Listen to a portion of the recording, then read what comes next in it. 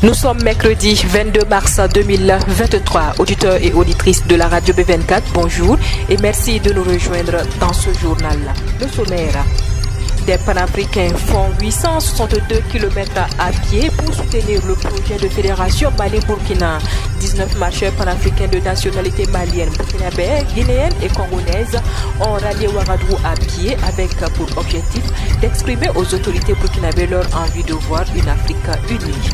Le gouverneur de la région de la boucle du Mouhoun, Bado Pierre Basenga, a signé un arrêté hier mardi interdisant le transport du bétail hors de la province de Kossi pour des raisons sécuritaires.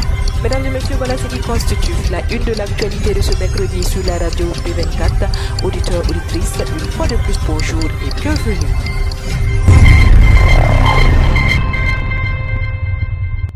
Le président de la transition, chef de l'État, le capitaine Ibrahim Traoré, a effectué ce mercredi 22 mars 2023 un séjour de 48 heures à Kaya, chef-lieu de la région du Centre-Nord. Au cours de ce séjour, le chef de l'État va s'entretenir avec les forces vives de la région. Après les provinces de Sourou et du Nayala, le gouverneur de la région de la boucle du Mouhoun, Bado Pierre Basenga, a signé un arrêté hier mardi interdisant le transport du bétail hors de la province de la Kossi pour des raisons sécuritaires. La mesure entre en vigueur à compter de ce mercredi 22 mars 2023 et jusqu'à nouvel ordre. Tout contrevenant aux dispositions du dit arrêté s'expose à la saisie du bétail sans préjudice des sanctions pénales prévues par des textes en vigueur, avertit le gouverneur Basenga. Plusieurs terroristes ont été neutralisés et une importante logistique détruite dans la nuit de lundi à mardi par l'armée de l'air dans la zone des 3 frontières, selon l'agence d'information du Burkina AIB. Une mission de renseignement a permis de localiser dans la nuit de lundi 20 au mardi 21 mars 2023 une base terroriste dans la zone des 3 frontières entre le Burkina Faso, le Mali et le Niger. Un raid aérien a permis d'anéantir une base, tuant plusieurs terroristes et détruisant une importante logistique.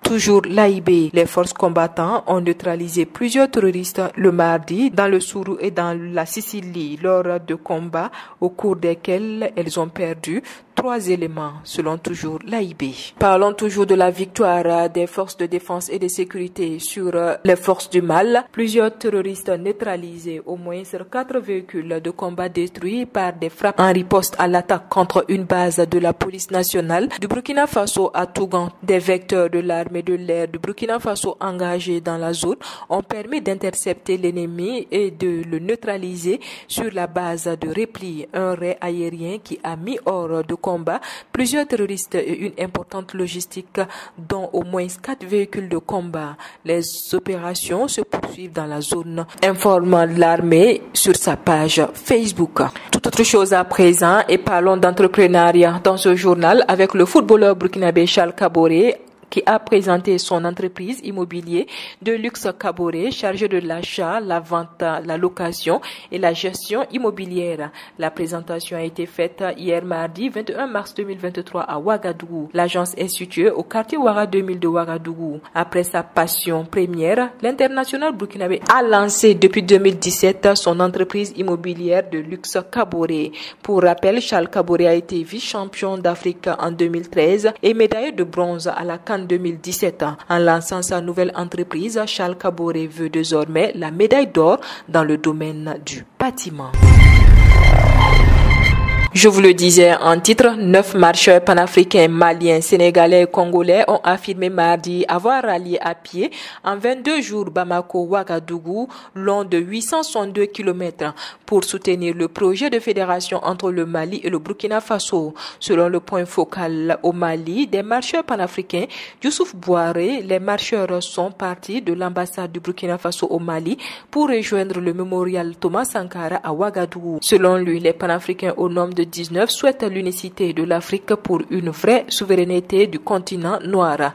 Il a précisé que cette marche qui consiste à soutenir le projet de la fédération entre le Mali et le Burkina Faso a regroupé les Maliens, des Sénégalais et des Congolais. Il a précisé que si les 3 pays avaient leur propre monnaie, il n'allait pas être au bas de l'échelle du développement. Les marcheurs panafricains ont également invité les 3 peuples burkinabés, maliens et guinéens à disposer d'une langue commune pour favoriser l'intégration. Youssouf Bouaré a expliqué que l'indépendance de l'Afrique passe par 3 principes, à savoir la politique, l'économie et la culture. Et parlons de culture pour renforcer cette intégration. Après le Mali au CIAO 2023, c'est au tour de la SNC 2023 d'accueillir la Guinée comme pays invité d'honneur de la 20e édition de la Semaine nationale de la culture qui accueillera 105 troupes et ensembles artistiques, 47 spécialistes en art culinaire, 189 lunettes et arqueurs, 27 œuvres en art plastique et des milliers de festivaliers du 29 avril au 6 mai 2023 à Bobo-Dioulasso.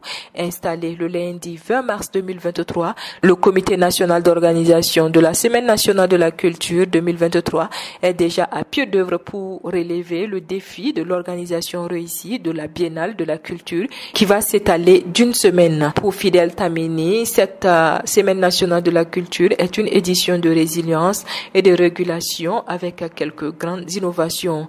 Il s'agit entre autres du retour de la diaspora burkinabé en Côte d'Ivoire en compétition dans les arts de la scène, la participation des trésors humains vivants pour animer des panels et des ateliers pour enfants et la mise en tourisme de la SNC. La cérémonie officielle d'ouverture accueillera environ 25 000 festivaliers qui sera au stade général Sangoulé Lamizana. Quant à la cérémonie de clôture, elle se tiendra à la maison de la culture. Voilà, c'est ici que s'arrête l'actualité de ce mercredi 22 mars 2023 sur la radio B24. Merci à vous qui nous avez suivis.